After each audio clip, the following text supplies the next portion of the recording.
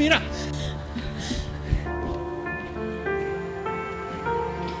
Ano nangyayari dito? Narinig ko kayo nagsisigawan. Wala. Ba't ka ba nandito? Di ba day off mo? Ang day off pwede reschedule.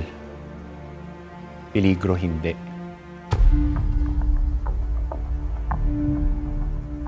Pinapalabas mo ba na ako ang banta sa buhay ni Amira? Wala akong sinabing ganun.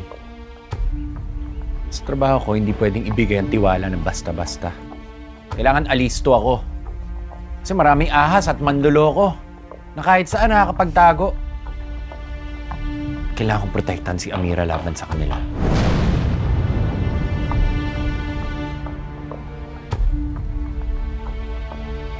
Ako ang mas nakakaalam kung paano protektahan si Amira.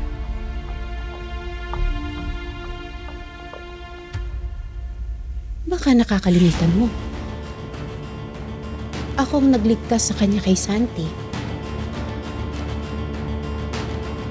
Habang ikaw,